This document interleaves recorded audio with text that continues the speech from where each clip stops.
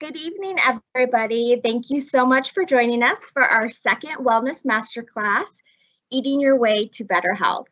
I'd like to first introduce you to our integrative oncologist, Dr. Heidi Rula, for those of you who don't already know her. Today, she will be presenting on digestive health, diving into topics such as why food matters, good fats and bad fats, making sense of different diets out there, the role of microbiome in your health, and do you need to take vitamins? Immediately following the wellness chat, please stay connected as Dr. Rula will answer your personal questions regarding proper diet and nutrition. If you would like to ask any questions during the presentation, please feel free to do so. Off to the side, there's an instant messaging option, and we will go ahead and address those at the end of this presentation. Now I will pass it over to Dr. Rula. Dr. Rula, thank you so much for going live with us this evening. Hello, welcome everyone. Thank you for logging in and joining us tonight on our second Master Wellness class entitled Eating Your Way to Better Health. I'm Heidi Rula, doing integrative oncology over here at Ironwood, and I'm very excited to continue our wellness series. 2 weeks ago, we did our wellness topic on stress, so if you didn't have the opportunity to join us for that one, it has been archived for you in Microsoft Teams, so you could go and view that one if you have any interest. And this one also will be archived in the same place if you want to revisit it or refer your coworkers to go ahead and watch it. In 2 weeks, we are going to be doing another Master Wellness class, and that one is going to be on sleep. So I invite you to join us for that one as well.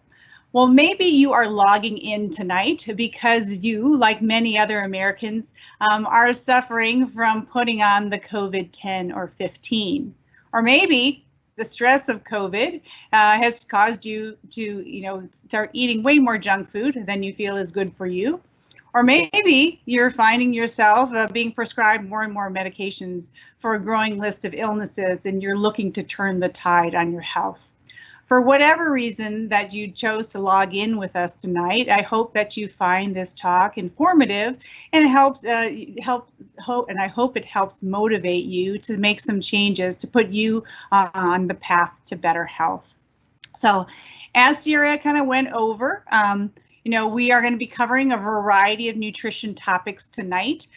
Really, I want to talk about why food is so important in health and the role that this concept of chronic inflammation plays with health, looking at what kind of diets might help inflammation, this concept of good fat, bad fats, looking at some different diets, talking about intermittent fasting, a topic that I'm really interested in is the microbiome, and so many patients and people have questions about whether or not they should be taking a vitamin, so we'll touch on those. So we have 30 minutes to kind of launch through all of this. We'll try to get through this in a quick, but hopefully in-depth enough, in terms of content for you to get something out of these topics and to be able to take some take-homes from this that are going to help you make some changes.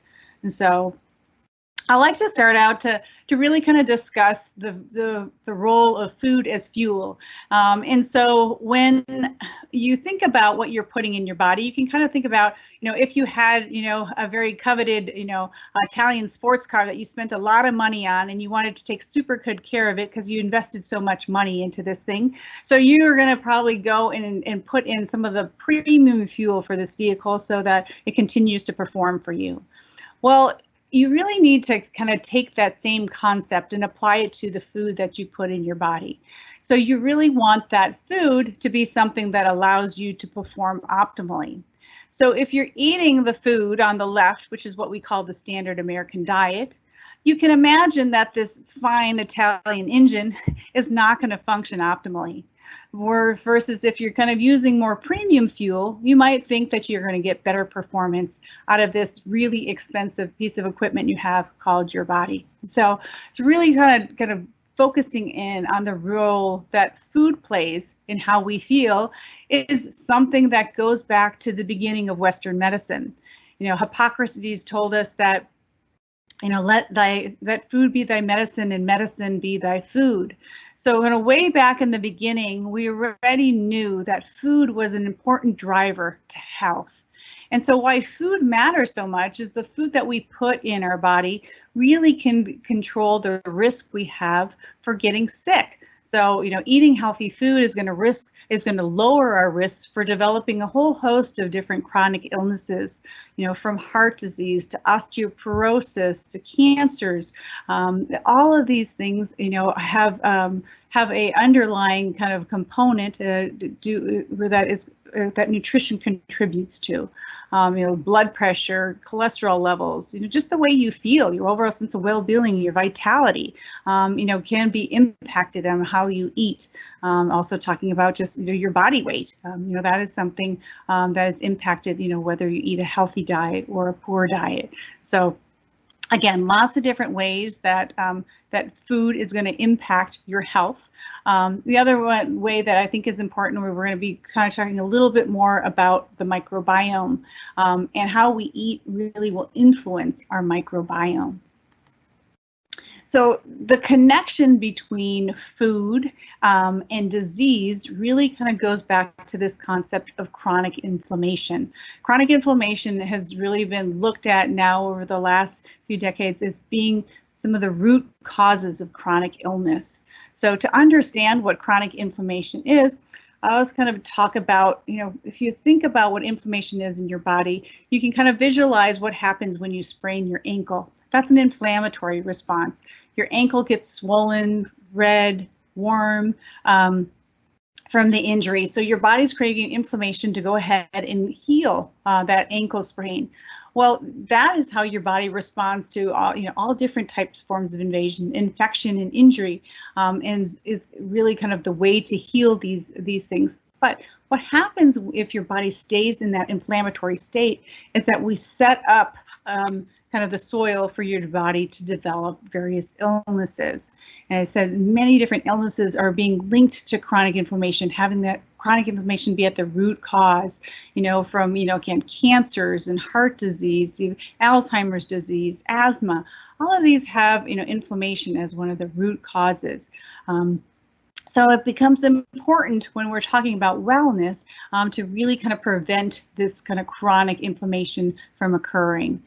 So one of the really important drivers of inflammation in our body is the food that we eat. So some foods that are really implicated in chronic inflammation are going to be your sugars and your fats. So, so simple sugar and high fructose corn syrup especially really are promoters of inflammation. Some of these different fats, especially trans fats, trans fats are fats that in some states they've even banned them because they have such a significant role in the development of disease, specifically heart disease. And then also alcohol and some of these processed meats like, hot dogs and different sausages and such have been, implicated in creating an inflammatory state in our body. And so, to understand what sugar does and why sugar may not be so healthy for you is that when we eat something really sweet, it causes a spike in our blood sugar. And once that blood sugar spikes, our insulin levels are going to respond to that. So our insulin levels go up. Again, that creates a whole cascade of other things like increasing our cortisol, which is our stress hormone, and that can lead to an imbalance of all your hormones, female hormones, every kind of endocrine structure can be impacted by the presence of this high level of stress hormone. So the other area we talk about is it looks at impacting the microbes in our digestive tract, which can also create an inflammatory response. So eating a piece of sugar occasionally, you're going to raise your insulin and have a quick response. Not so concerning. We can all have a little bit of sugar. But if you eat sugar over and over throughout your day on a regular basis, you can see how that might influence your body to kind of be in this chronically inflamed state. Fats are the other area, which again are drivers of inflammation in our body. And so there's this whole concept of good fats and bad fats. So what's a good fat? What's a bad fat? Well, really kind of a good fat is one that doesn't create an inflammatory response, and a bad fat is one that does. I mean, it's not quite as simple as that, but our good fats are going to be things like olive oil, nuts, seeds, fatty fish. These are fats that are anti-inflammatory.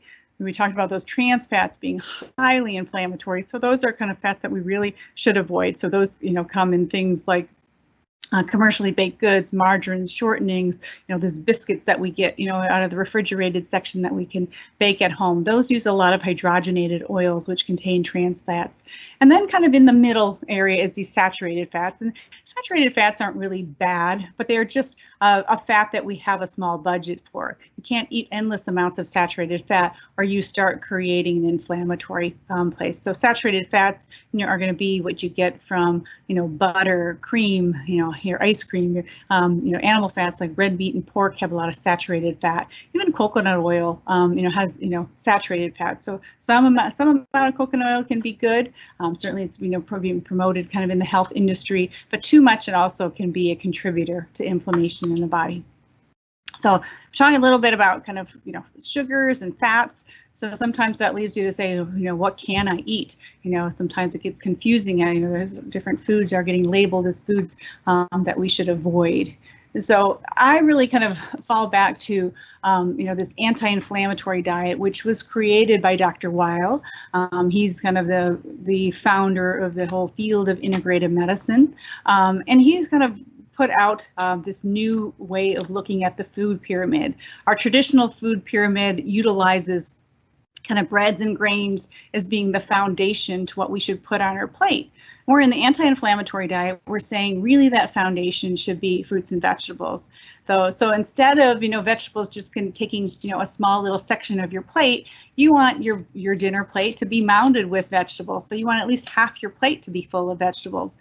And then you want to incorporate smaller levels of grains, like quinoa and rice, and then as you go up, incorporating some healthy fats and small amounts of some of these healthy proteins like fish, chicken, some of their dairy proteins, and then incorporating different herbs and spices and teas that have great antioxidants. Even a little bit of red wine for some can be a healthy contribution, and at the very top a little bit of dark chocolate having a lot of antioxidant potential. But again, these are all things that have a very small budget for them.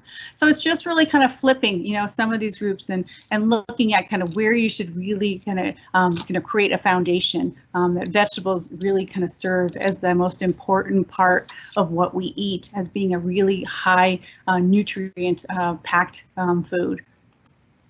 So the anti-inflammatory diet really, this kind of sums it up in terms of, it's plant-based, whole food, lots of fiber, trying to incorporate some of those superfoods, pomegranates, broccoli, whole soy, berries. These are all, we consider superfoods.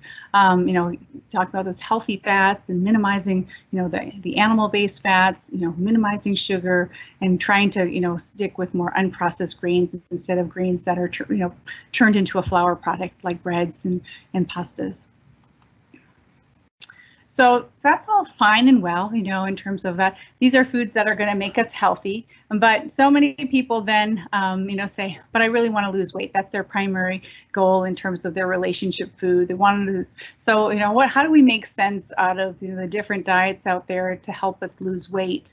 There's lots of different ones, that have been proposed out there that are popular right now in the media. Atkins has been around for a while. That's the one, they're very high in fat. You can eat bacon and cheese, all you want. And the ketogenic diet, again, extremely low carb, focusing more on fats.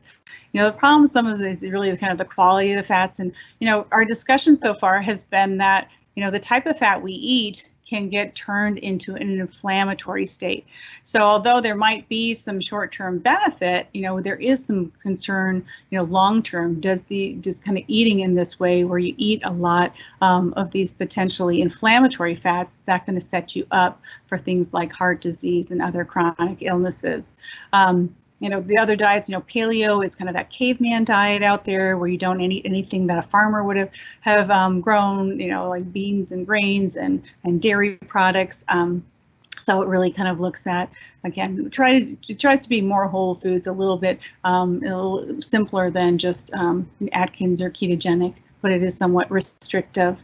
Whole30 really acts more as an elimination diet where it pulls out all different categories, a lot of processed stuff, but they also pulls out beans and grains and all these other kind of potentially healthy foods as part of trying to get healthy. And South Beach is a little bit more moderate. So does it make sense to kind of follow any of these diets that are out there, is it going to help you be more successful in losing weight? Well, certainly ketogenic, I would say. There's certain groups that may do well, certain cancers that we've looked at that may show some benefit. But I think as a whole, as a long-term strategy for health, I have some very significant concerns about ketogenic. So we had some studies that came out of Stanford that tried to answer that question for us. Should we be eating low fat? Should we be eating low carb? If we have high blood sugars, is one diet going to be better than the other? And really kind of what the opinion was, and out of that was that both groups, low fat and low carb, were able to lose weight. It was, was pretty equal in terms of the effect to lose weight. So you can do so on either diet, but there were some kind of core elements to these diets that were necessary in order for them to be effective. And what came out was saying that there needs to be some form of calorie restriction in order for patients to lose weight. They have to cut back on sugar. They had to cut back on these refined grains, like flour products. They had to incorporate lots of vegetables. They had to be high fiber, again, whole foods. And we really saw that social support really was an important element for people to be successful, to be part of something, to be part of a group where you had other people that you were accountable to, that helped motivate you during times where you were feeling, not so motivated. These were all things that we think were important factors in people being successful with weight loss. Another really hot topic out there is intermittent fasting. It's one area that I've done a lot of investigation in, because we're seeing a lot of positive kind of health data coming out of that. What is it? It's a pattern of cycled eating between eating and fasting, right? So a certain time of the day you don't eat, and you have a window where you can eat. Again, it's one of the top 2 diets in the US since 2018. It really wasn't on the radar before 2018, but really has become high in popularity with a lot of the research coming out there. Fasting has been around for centuries, so it's not something new for humans to kind of be experiencing. So what are we seeing out of the data? What are some of the benefits that can be driven from following a type of intermittent fast?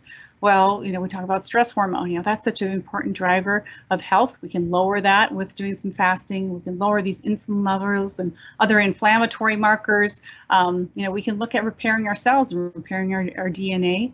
There's been some benefits shown in immune function, and lots of information on longevity and some anti-cancer things. And also weight loss, right? A lot of people are looking to trim off some pounds. We have an obesity epidemic in the US, so losing some weight can be a significant benefit for a lot of individuals. So it may, I think there's some benefit in exploring it.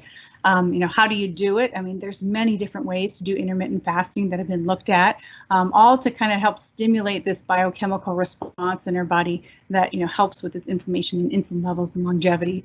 Some of the most common ones are the 16-8. So that means you fast for 16 hours a day, and you can only eat in an 8-hour window. So some people do eat only between the hours of 8 a.m. and 3 p.m. or some people shift that to 12 p.m. or to 8 p.m. I kind of like to at least have 2 to 3 hours before you go to bed where you don't eat. There's some additional benefit of having that nighttime extra hours of fasting that we see on a health perspective. But and then a little bit easier is the 14-10, but 16-8, I think there's more data behind as being helping with some of those positive biochemical changes. The other one is eat, stop, eat. So that means for 1 or 2 days a week, you fast for 24 hours. So you might have dinner tonight and then not eat again until dinner tomorrow night. That's a 24-hour fast, and you do that 1 or 2 days a week.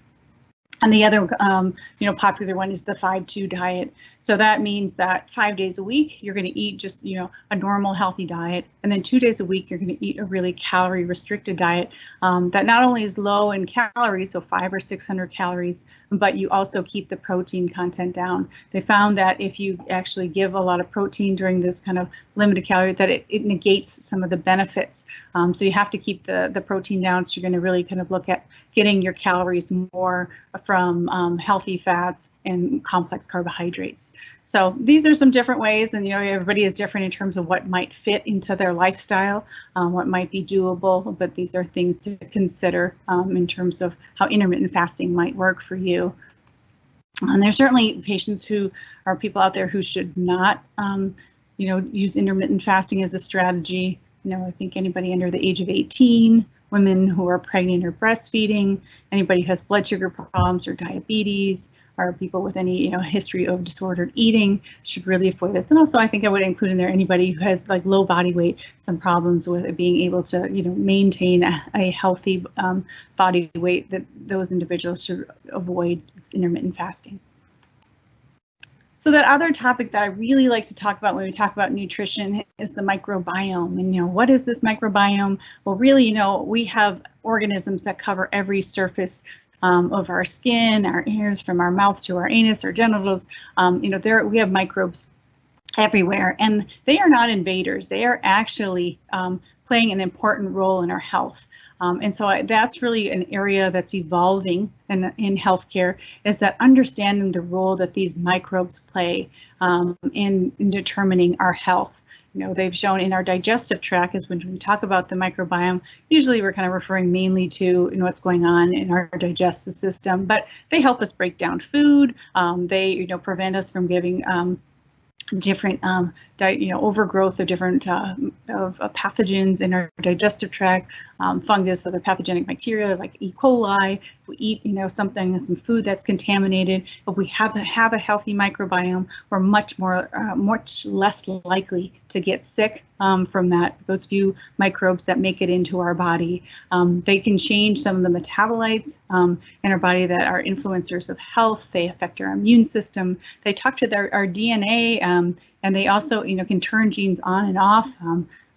They actually have a role in our cholesterol, and they have a role in hormonal balance. So really a wide array of functions. And without these microbes, we would be critically ill. So when people, lose kind of the microbes in their gut, or they get an overgrowth of a certain pathogen, that can be life-threatening. And so that's the whole concept even of these fecal transplants, saying that we need these microorganisms in order for our gut to function normally. And so we take the stool from one person and put it into the digestive tract of another to help recolonize those microbes, so that we can restore health to our digestive system. So really critical, influencers of our health. So it's important to think about how we support them, and what are we doing to make sure that we have balance, in our digestive tract with these microbes.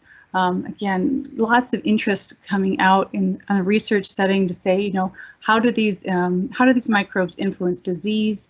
They've been implicated in, inflammatory bowel disease like ulcerative colitis and Crohn's.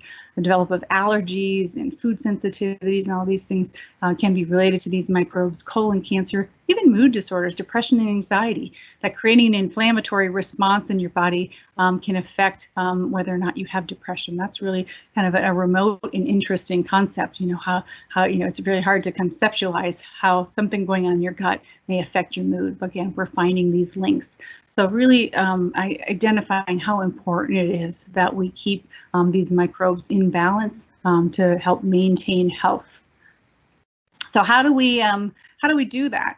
Certainly there's lots of things in our environment that are knocking down these microbes, and whether it be the antibiotics we take for infections, or the antibiotics that is used in the raising of different animal proteins out there. So chicken, cows, pork. When we eat that meat, if it's been treated with an antibiotic, we are exposing our microbes to this antibiotic, and we can knock out some of these beneficial microbes that then can create some imbalance. So it really becomes important to say, what are we doing to help restore and maintain balance? And cultured and fermented foods have been something that have been around in cultures around the world.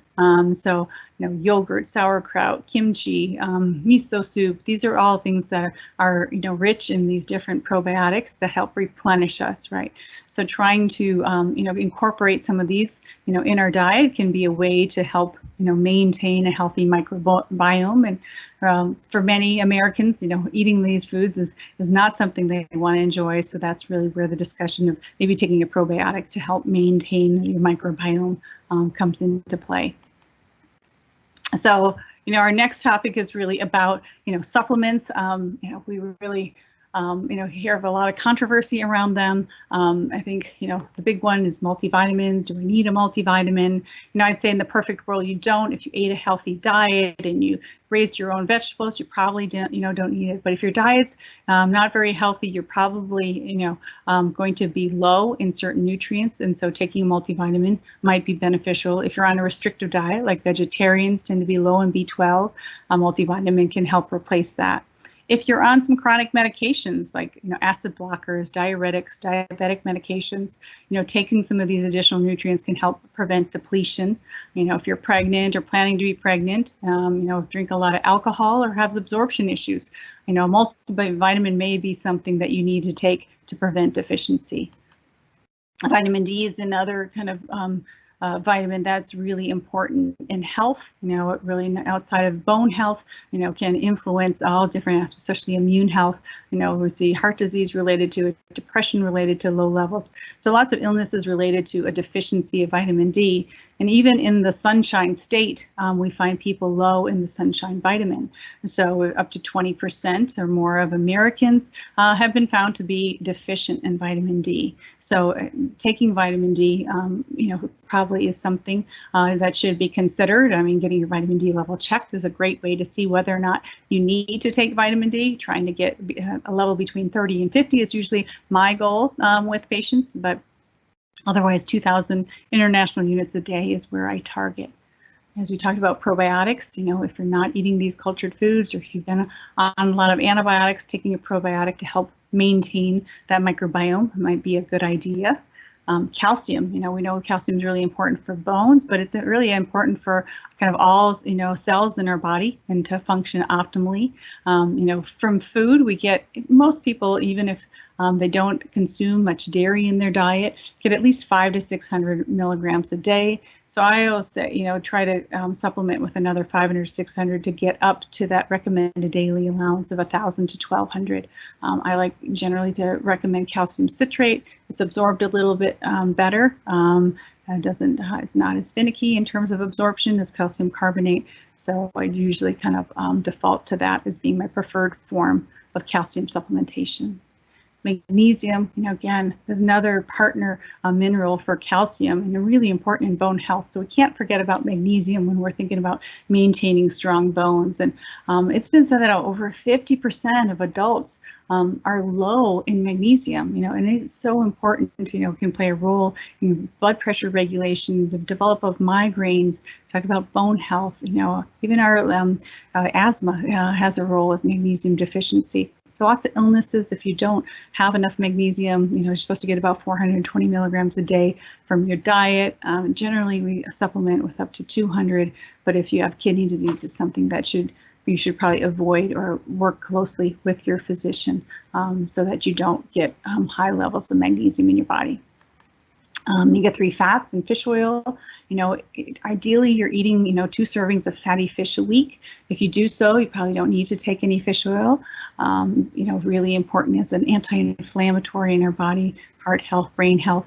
But if you really don't like fish, we try to get, some fish oil in like 3 or 4 times a week. You can really kind of help with a number of diseases. We might even use higher doses if you have, problems like high triglycerides, or a lot of the eye doctors will put you on some big doses of omega-3s if you have dry eye syndrome or things like inflammatory diseases like rheumatoid arthritis. So that leaves us kind of with our takeaway tonight of like, what are the things that I want you to kind of go home with and remember from this talk that we did tonight. Number one, food is an important determinant of health. So what you put in your body makes a difference. That our foods really kind of regulate whether or not our body is in a chronic inflamed state, and that the anti-inflammatory diet can really be an answer to lowering that inflammation in your body. That we can look at weight loss with whole foods and calorie restriction. That intermittent fasting could be something, a way to promote our health, as well as maybe losing some weight. And that, that we should all look at whether or not we need certain supplements like a multivitamin, vitamin D, calcium, magnesium, fish oil. These are all things to consider, as well as a probiotic. So anyway, I hope that you were able to get something useful out of our talk tonight. I've put a few resources here for some books. We have access here at Ironwood for not only our patients, for our employees, or patients get discounted supplements through FullScripts. So that's a nice resource. And then there's some apps that can be helpful, or websites in terms of getting some further nutrition information. So from that, I'm going to end our talk and allow to address any questions that you might have from our talk here. So I'm going to turn it over to Sierra. Sierra, can you go over any questions that have come through? Thank you, Dr. Rula. Do we have any questions out there regarding anything Dr. Rula has gone over tonight? So if we don't have any questions tonight, feel free to email myself, and we can also pass over those messages to Dr. Rula as well, and she can answer those questions if you'd like. All right. Well, thank you everybody for attending. Thank you. Have a great night. Take care.